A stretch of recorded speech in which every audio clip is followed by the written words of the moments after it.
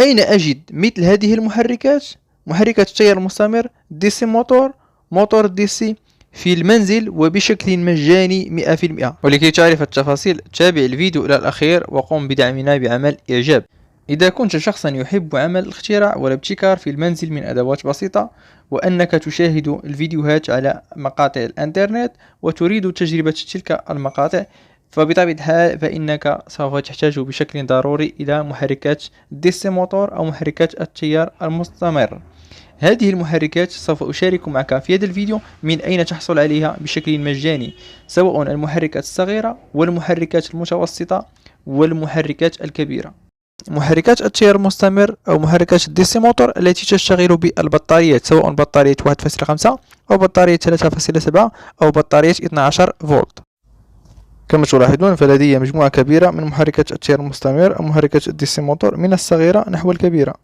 ولكي نقوم بتجربة تشغيل هذه المحركات فنحن بحاجة إلى مصدر طاقة، يعني بطارية هاتف أو بطارية حاسوب. المهم أن تكون بطارية من سعة 3.7 فولت. يمكنك إما أن تجلب بطارية هاتف كيفما كان نوعها، أو تجلب بطارية حاسوب، سواء هذه البطارية الأولى أو الثانية، فهي كافية لتشغيل جميع هذه المحركات من الصغير إلى المتوسط ثم الكبير. سواء البطارية السوداء أو البطارية الخضراء فكلتاهما يشتغلان ب 3.7 فولت. بما أن بطارية الهاتف فهي فارغة، سوف أستعمل بطارية الحاسوب المحمول. سواء البطارية الأولى أو البطارية الثانية فسعتهما 3.7 فولت، ولديهما اثنين من الأقطاب، قطب موجب وقطب سالب. نقوم بإخراج سلكين نقوم بإلحامهما في طرفي البطارية، سلك في الموجب وسلك في السالب، لنقوم بتجربة تشغيل جميع هذه المحركات واحد تلو الآخر.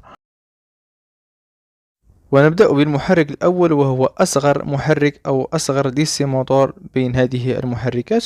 هذا المحرك نجده في كاميرا التصوير الاحترافية. الدور الذي يقوم بعمله في الكاميرا هو أنه يقوم بإخراج وإدخال العدسة، يخرج ويدخل عدسة الزوم. هذا هو المحرك. كما تلاحظون لديه مروحة صغيرة. لكي نقوم بتشغيله نقوم بوضع الأسلاك البطارية بين طرفيه، وسوف يشتغل معنا بشكل جيد. كما تلاحظون فهو محرك قوي وصغير جدا. والآن ننتقل إلى المحرك الثاني أو محرك ديسو موتور رقم 2. كما تلاحظون نقارنه بالمحرك الأول فهو أكبر حجما. هذا المحرك لديه شعبية كبيرة ومعروف جدا، يوجد في العديد من الأجهزة الإلكترونية والألعاب، مثل سيارة التحكم عن بعد والسيارات التي تشتغل بالبطارية. كذلك يوجد في ماكينة الحلاقة، كذلك يوجد في مسدسات الضوء والتي تعطي حركة. ولكي نقوم بتشغيل هذا الموتور أو المحرك ما علينا سوى أن نحضر البطارية ونقوم بأخذ أسلاكها ووضعها على أسلاك الخارجة من هذا المحرك، وسوف يدور لنا المحرك أو الموتور بشكل عادي جدا.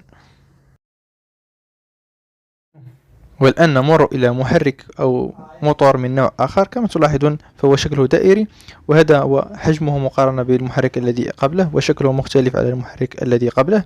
كما تلاحظون كذلك لديه اثنين من الأسلاك خارجة منه، في الأصل تكون خارجة منه اثنين من الأسلاك، لا يهمنا اللون. كذلك هذه الأسلاك لو قمنا بربطها مع الأسلاك الخارجة من البطارية سوف يدور المحرك بشكل ممتاز بدون أي مشاكل. وهذا النوع من المحركات نجده في دراع التحكم أو ريموت كنترول.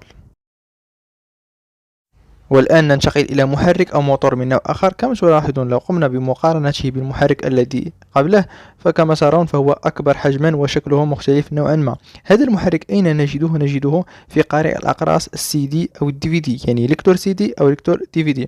كما تلاحظون لو أردنا تشغيله ببساطة لديه اثنين من الأسلاك في الأسفل، نقوم بتوصيل أسلاك البطارية مع تلك الأسلاك التي أسفل المحرك أو الموتور، وسوف يدور لنا هذا المحرك بشكل فعال بدون أي مشاكل. والآن كما تلاحظون انتقلنا إلى نوع آخر من المحركات أو الدي سي موتور. كما تلاحظون لو قمنا بمقارنته بالمحرك الذي قبله كما تلاحظون فهنالك فرق يعني في الحجم وكذلك الشكل.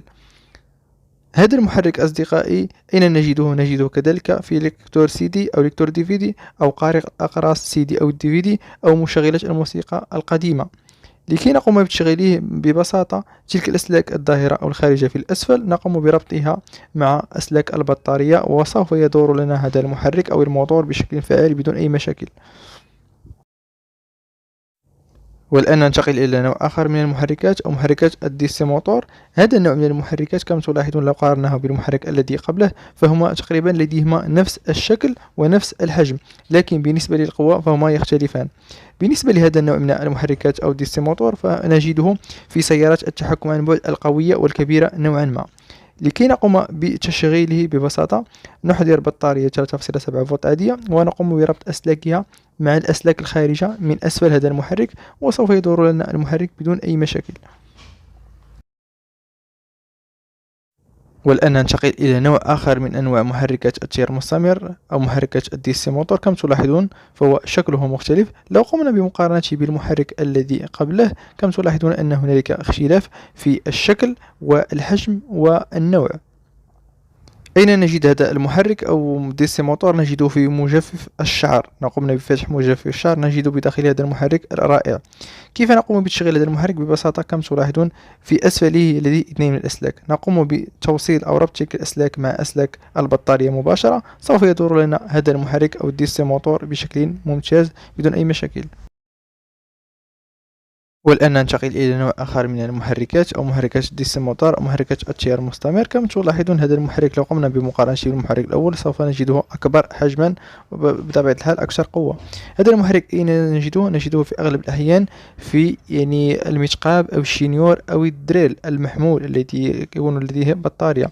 كذلك لو أردنا تشغيله نقوم بتوصيل أسلاك البطارية مع الأسلاك التي في أسفله ويدور لنا هذا المحرك بشكل ممتاز بدون أي مشاكل. وبعدما أن انتهينا من هذا الفيديو أصدقائي، كما رأيتم شاركت معكم أغلب أو أشهر المحركات المعروفة التي يمكنك أن تستعملها في عمل اختراعات بسيطة في المنزل بشكل مجاني 100% دون أن تشتري هذه المحركات، لأن ثمنها في الأسواق فهو باهظ جدا، بينما هذه الطريقة التي شاركتها معك فهي سوف تغنيك عن الشراء وسوف تستعملها وتستخرجها بشكل مجاني وتستمتع بعمل اختراعات بها. رجاء لو أعجبكم الفيديو أصدقائي ولو قليلا قوموا بدعمنا بعمل إعجاب، اشتركوا في القناة، فعلوا الجرس لتتوصلوا دائما بأحدث الفيديوهات، وإن احتجتم أي شيء ضعوا لي في التعليقات سوف أجيبكم بطبيعة الحال. إلى اللقاء، نلتقي في فيديو قادم إن شاء الله.